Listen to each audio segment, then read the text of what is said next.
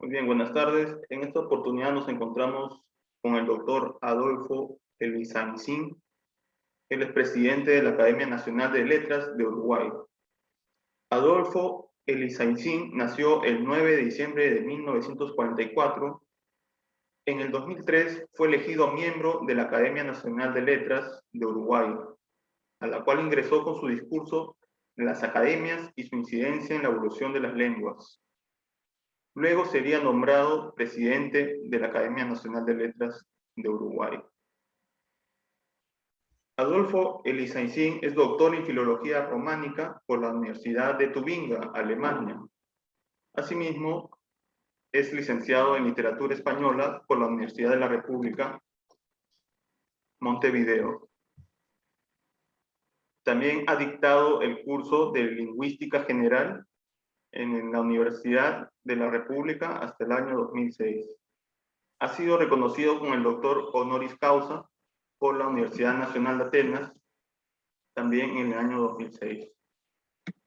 Entre algunas de sus publicaciones se encuentran los siguientes títulos: Bilingüismo en la Cuenca del Plata, 1975, Estudios sobre el español del Uruguay, 1981, Temas del psico y sociolingüística, 1981, Nos Falemo Brasilero, Dialectos Portugueses en Uruguay, 1987, Análisis del discurso, Quintas Jornadas Interdisciplinarias de Lingüística, Montevideo, 1987, Dialectos en Contacto, Español y Portugués en España y América, 1992, El Español de América, Cuadernos Bibliográficos, Argentina, Paraguay y Uruguay, 1994, Sociolinguistics in Argentina, Paraguay and Uruguay, 1996, El Español en la Banda Oriental en el siglo XVIII, 1997, y el Atlas Lingüístico Diatópico y Diastrático del Uruguay, año 2000.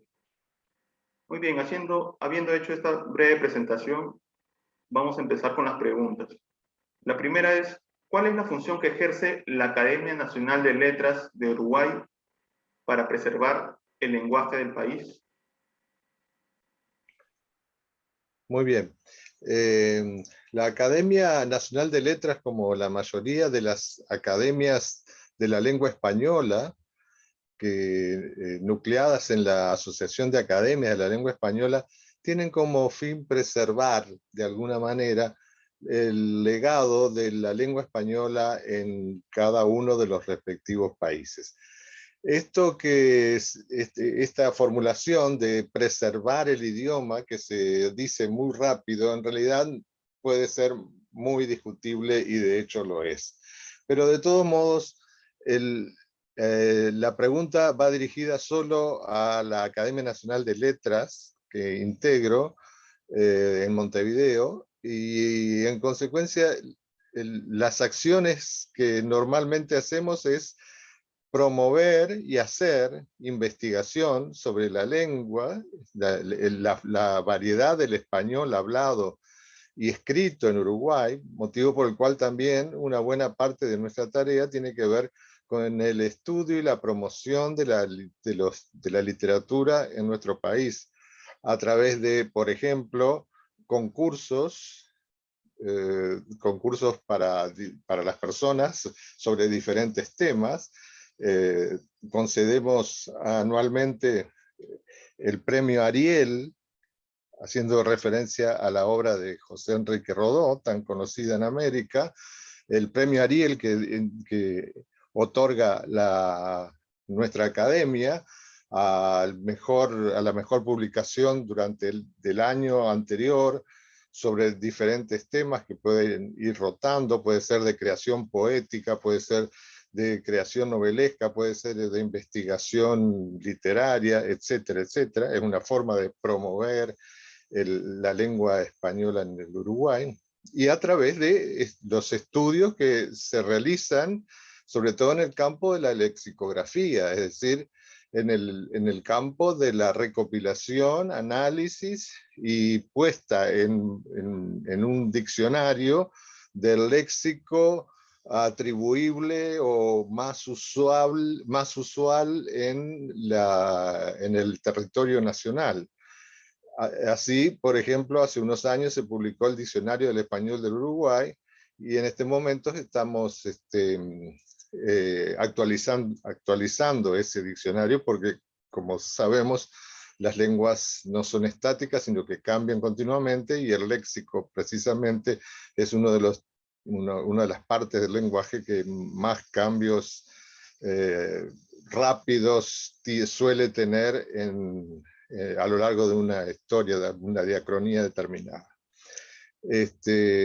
Y colaboramos también con los proyectos panhispánicos de la ASALE, Asociación de Academias de la Lengua Española, que ya cité al comienzo, en relación a las grandes obras que publica la SALE, como el Diccionario de la Lengua Española, la gramática de la lengua española, la fonética de la lengua española, y tantas otras en las que colaboramos, no solo la Academia Nacional de Letras de Uruguay, sino todas las academias que integran la SALE. Sí, esa es nuestra contribución. Bien, la segunda pregunta es la siguiente. ¿Cómo ejerce el contacto entre otras lenguas existentes en Latinoamérica? Esta pregunta es considerando que usted ha publicado sobre el lenguaje también del portugués, ¿no? Aparte del español, tiene algunos conocimientos del portugués, y nos gustaría saber de qué manera se puede ejercer ese tipo de contacto entre distintos países, ¿no? O en todo caso dentro de Uruguay. Bueno, el contacto lo ejerce en realidad, no lo ejercemos nosotros, lo ejercen las personas hablantes que se ponen en contacto entre sí y pertenecen a lenguas diferentes. Eso sucede en todo país prácticamente, en todo país donde existen poblaciones que pertenecen a comunidades lingüísticas diferentes. Perú, por ejemplo, es un ejemplo bien claro de contacto entre el español y el quechua, por ejemplo, en muchos lugares del inmenso país que es Perú, como en Ecuador o en Bolivia con el aymara y el quechua también, o en Chile, bueno, en fin. Pero esos son contactos entre lenguas nativas, o sea, originarias de América, y una lengua que se superpuso a partir de fines del siglo XV, que fue el español, que llegó a América, bueno, ya sabemos, con el así llamado descubrimiento de América por parte de Colón, y el portugués, que llegó a América también a finales exactamente en 1500, eh, al finales del siglo XV. Bueno, pero hay otro tipo de contacto que es el que se establece entre esas lenguas que llegan a partir del siglo XV y XVI a América, básicamente español y portugués, pero también francés, un poco, Canadá, en parte el Caribe, hay zonas francohablantes, etcétera. Y en mi caso, el caso de Uruguay, por ejemplo, ese contacto se da a lo largo de la frontera bastante extensa que tenemos con Brasil. Alrededor de unos 1000 kilómetros de frontera abierta totalmente, una frontera que no está marcada ni por ningún accidente natural tipo río, montaña o lo que fuera, sino que simplemente la frontera es una línea imaginaria en el terreno. Así que es totalmente abierta y muy propicia para el contacto entre el portugués hablado en Brasil y el español hablado en principio en el Uruguay. Y se dan fenómenos de mezcla de diferentes tipos en la forma de hablar y de usar el lenguaje en los habitantes de esa zona, que es casi es universal, porque hay en toda frontera o geográfica o no importa, porque puede ser como el caso de Perú, donde La comunidad quechua, la gran comunidad quechua, está dentro del mismo país, ¿no? O sea que donde sea que haya un límite o una diferencia de lengua, siempre va a haber el contacto de lengua. El contacto de lenguas es el contacto cultural, en realidad. La categoría más amplia es el contacto cultural. Ambas lenguas, ambas culturas se prestan mutuamente una a otra palabras, costumbres, ritos, gastronomía, mil cosas que hacen a la cultura en general. Por supuesto que siempre hay una lengua, cuando se dan estas situaciones de contacto, hay una lengua que es más poderosa y otra que es menos poderosa. Muy difícil que se encuentren ambas lenguas poderosas. Poderosa quiere decir una lengua que sirve a un estado fuerte y poderoso y rico. Como en general los contactos se dan entre culturas y lenguas muy desiguales desde este punto de vista, desde este punto de vista externo, histórico, digamos, económico, cultural, etcétera, pues siempre hay una lengua que prevalece sobre la otra y que vas a dirigir más la dirección en la que se van a dar los préstamos. Es decir, es más probable que del español pasen al quechua más términos que al revés, que del quechua al español.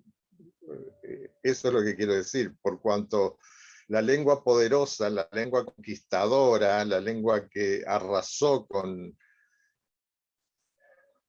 quizás sea un término un poco fuerte, pero la lengua que se impuso en la época fue el español, que sometió a la otra cultura, que también era muy rica, por cierto, pero que frente al poderío español, de alguna manera, declinó.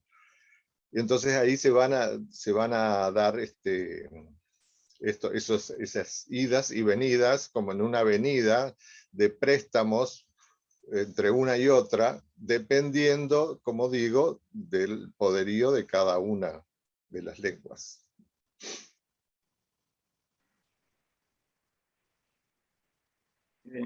La tercera pregunta es, a nivel histórico, ¿cómo se va consolidando la formalidad en el uso de la lengua en Latinoamérica?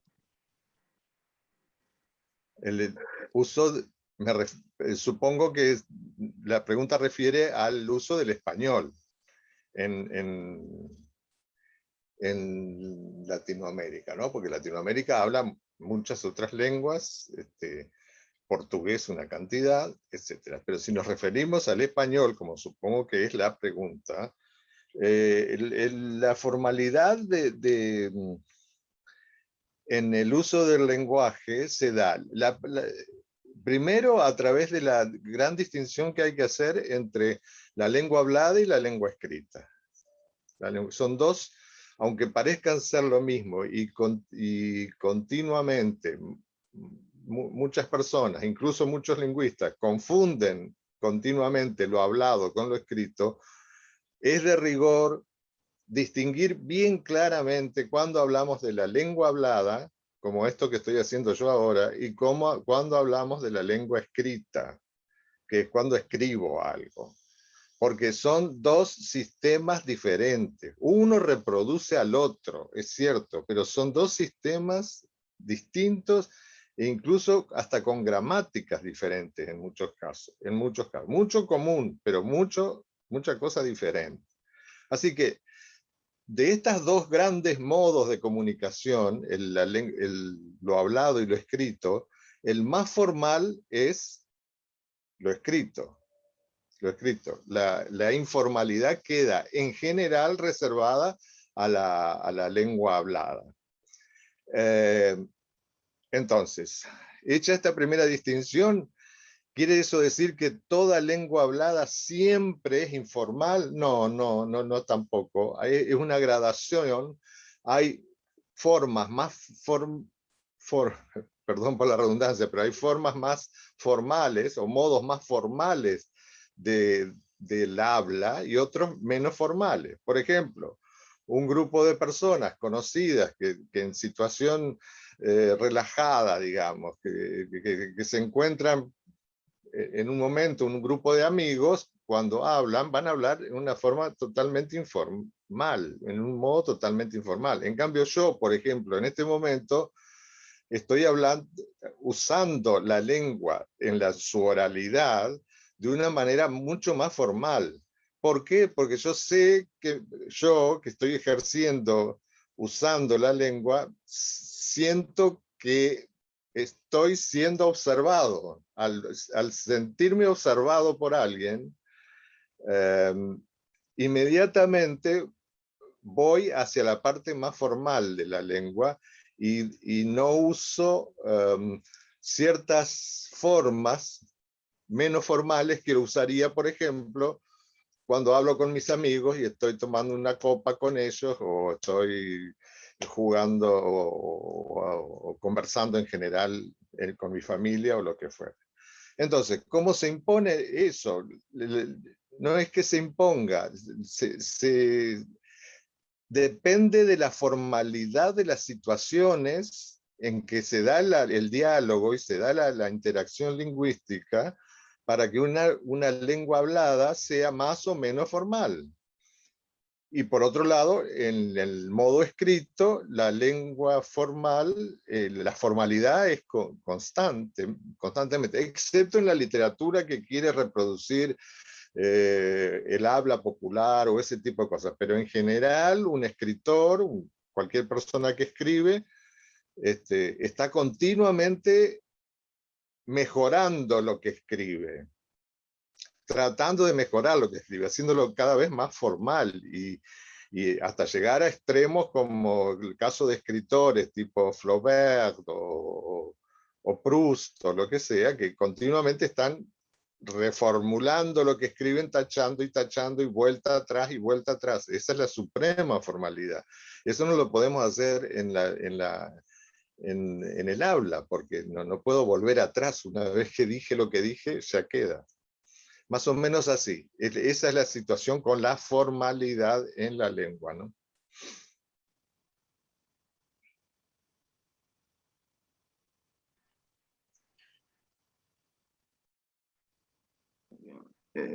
Normalmente lo nuevo genera una impresión de aceptación o en todo caso una respuesta de aceptación como también de rechazo.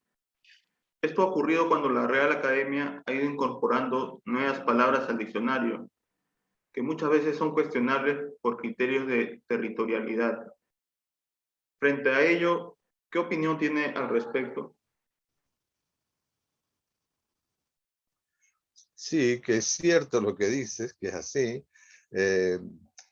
Una primera observación tiene que ver con que la Real Academia no se ocupa, perdón, la Asociación de Academias de la Lengua Española, entre las cuales está la Real Academia Española, no se ocupa solo de las palabras que integran una lengua, sino que se encarga también de algo mucho más sutil y que no se ve, que es la relación entre las palabras que se establecen en una oración, en una secuencia, o hablada o escrita, lo que llamamos la sintaxis, la gramática de esa lengua.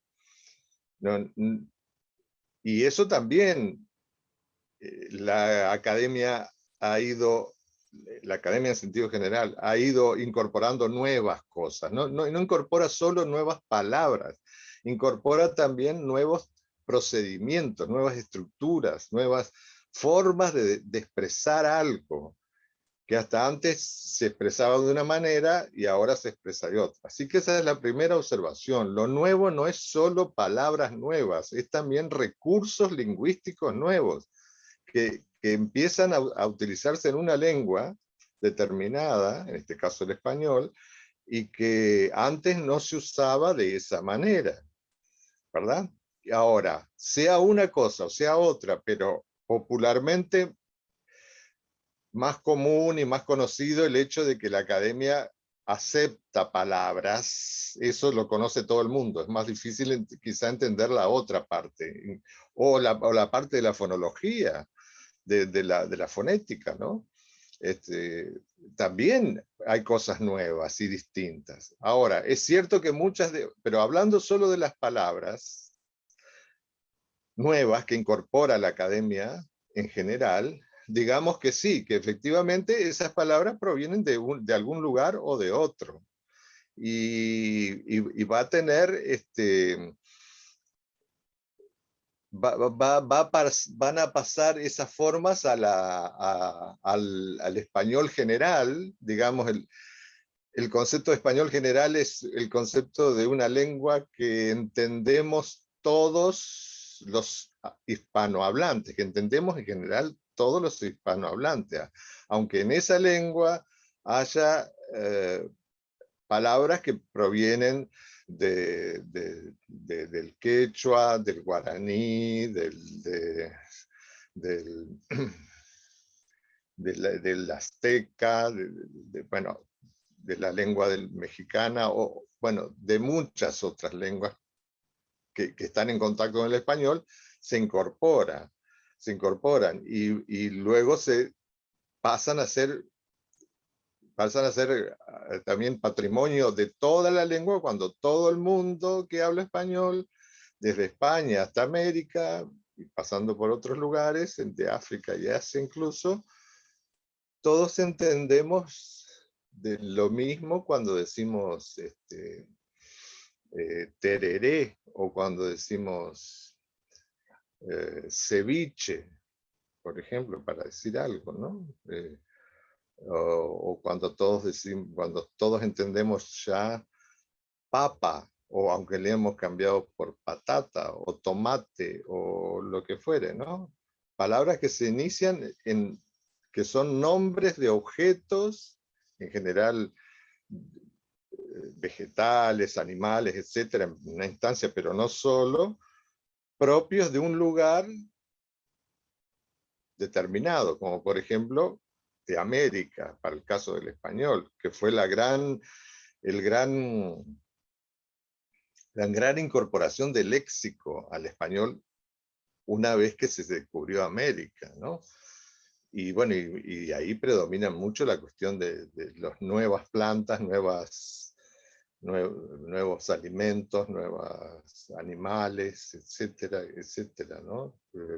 Desde tomate hasta chocolate, hasta papa, hasta bueno, tantas, que son casi todas de América.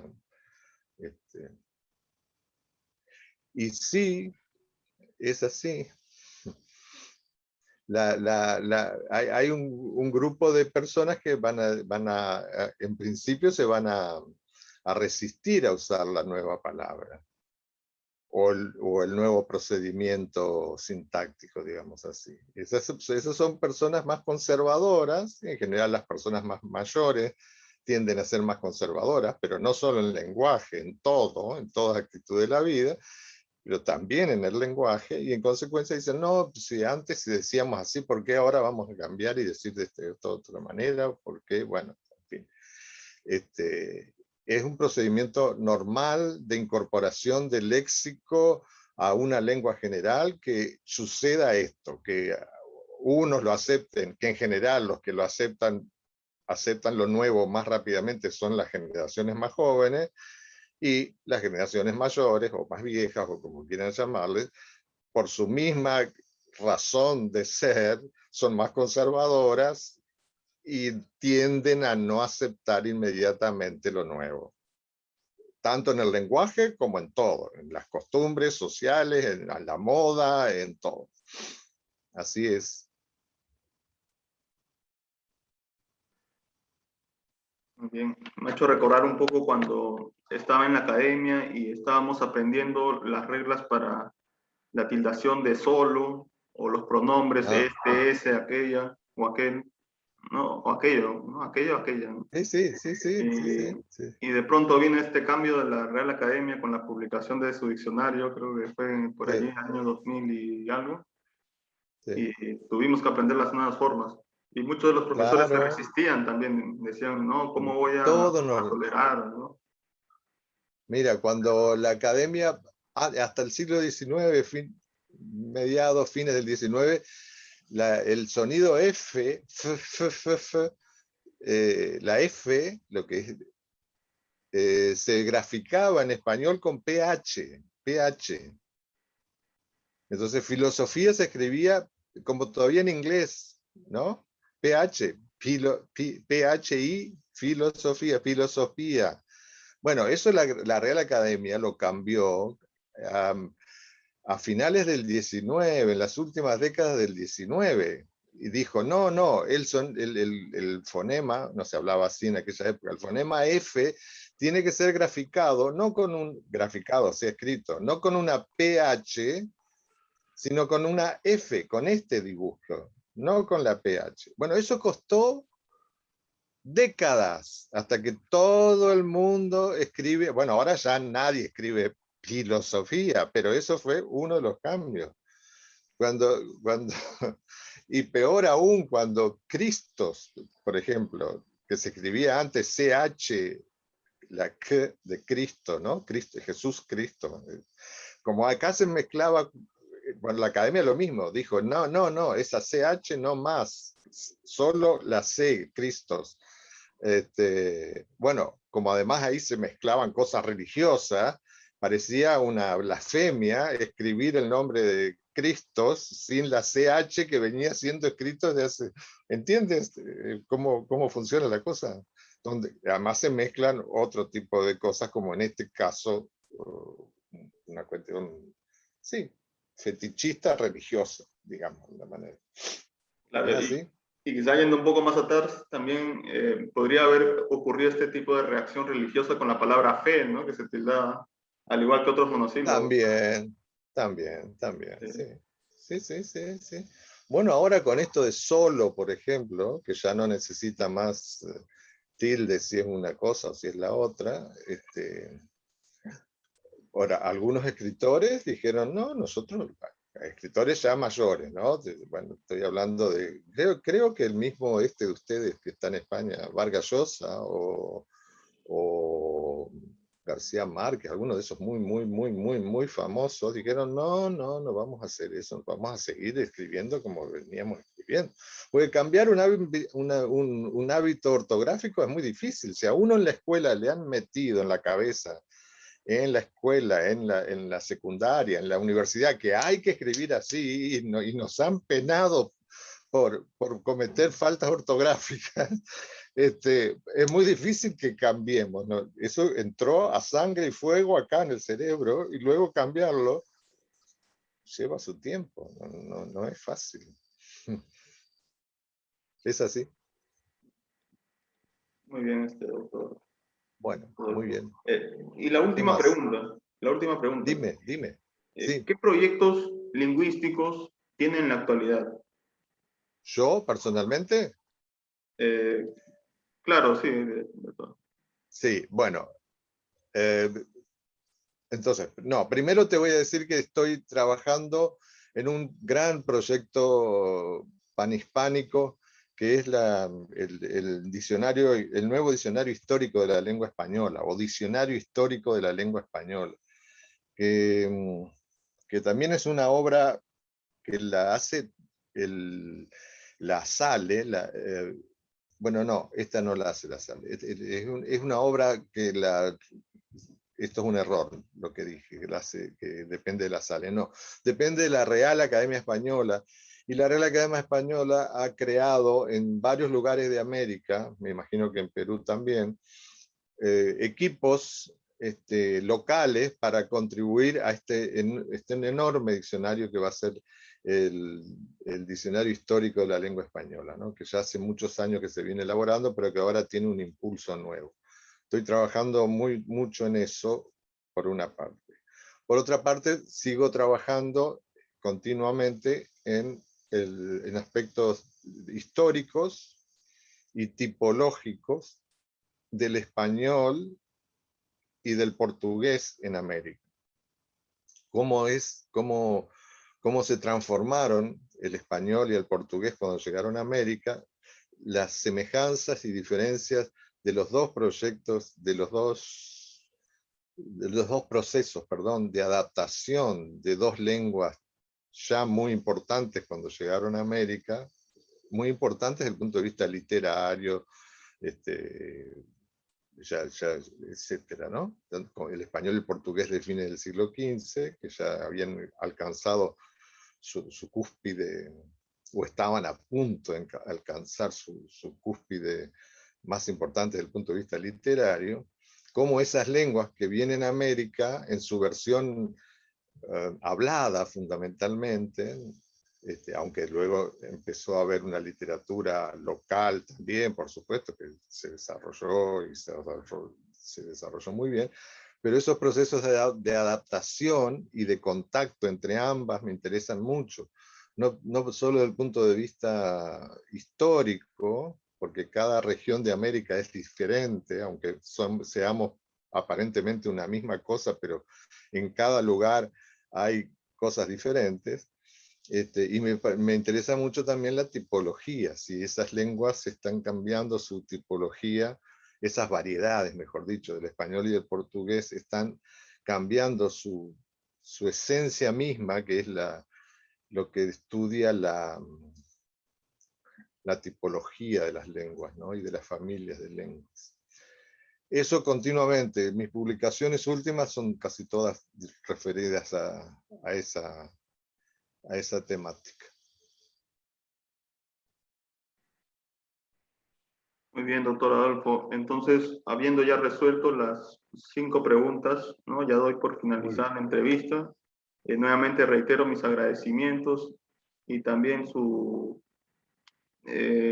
la gratitud por la información, sus experiencias que ha tenido con respecto a su función desde la academia, ¿no? La Academia de la Lengua.